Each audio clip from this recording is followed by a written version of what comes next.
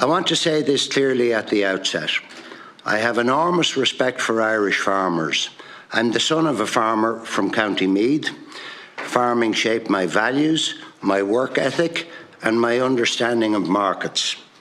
Today, many part-time farmers work across my business at every level of the organisation, and my company is fundamentally connected to Irish agriculture, economically, socially, and personally. Since this matter was first raised, I have taken it very seriously. I understand the frustration being expressed by farmers, and I fully respect their right to voice concern. However, I do not support the behaviour of IFA members occupying Bord Bia reception in recent days.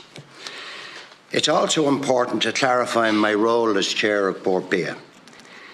It is a non-executive position.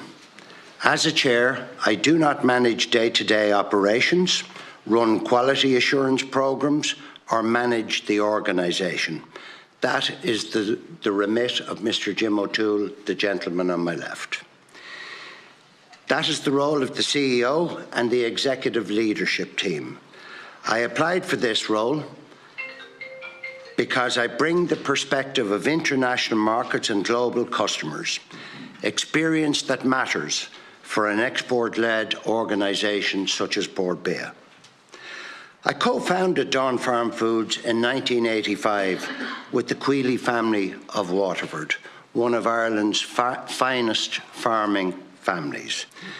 Dawn Farms imported less than 1% of its beef from Brazil in 2025 to meet a requirement of contingency planning.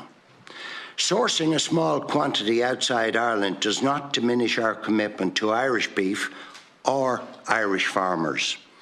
It is for us a necessity that underpins our business. Our labelling has always been transparent. The origins of this story trace back to a photograph shared on social media showing a clearly labelled supply chain. This has since been described as a revelation, when in fact it reflects long-standing and transparent practice by Dawn Farms and the customer concerned. There has been a misperception of conflict of interest, Chair, and I'd like to make some comments about that. It's really at the genesis of the issue. The IFA alleged that I was fundamentally conflicted in undertaking my duties as Chair of Bord Bia. The IFA are not in a position to defend themselves at the meeting now today.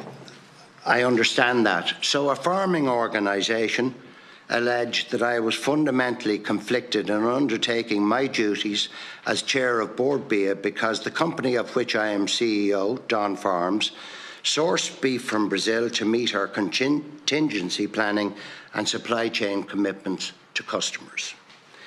The charge is that it is incompatible for me to chair Bord Bia while being involved with Dawn Farms.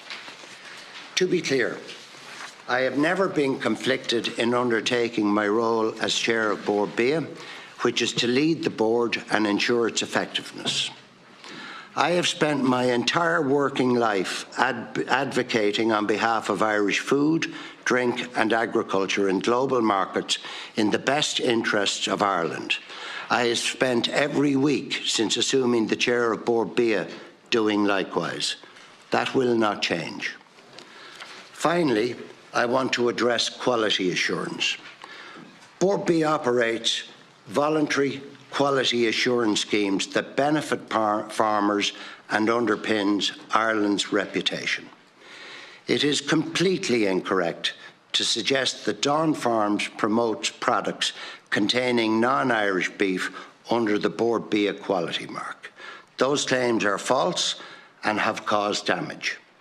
And I should say at this point that there are customers of Ireland and the Irish agri-food sector looking at these proceedings today.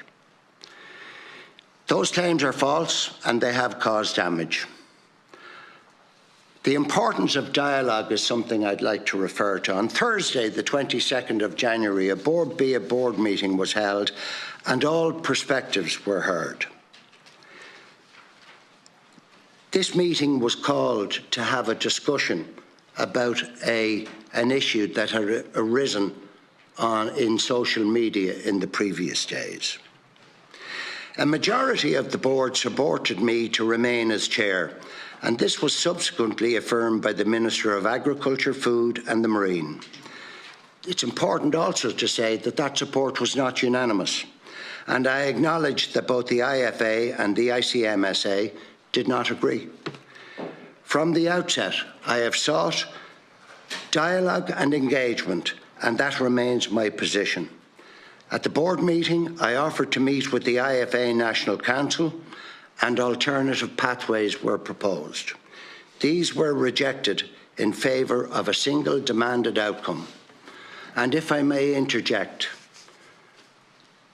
it was presented as an ultimatum to me and the board, and I don't do ultimatums unless they come from my wife. And I know that the committee will appreciate that. This has the potential to be deeply damaging to our industry and risks creating the impression that Irish farmers and exporters are not open for business. I believe respectful dialogue is the only way forward. This should not be about winners or losers. I remain fully committed to acting in the long-term interests of Irish farmers, Bord Bia and the Irish agri-food sector as a whole. Thank you, Chair and committee members.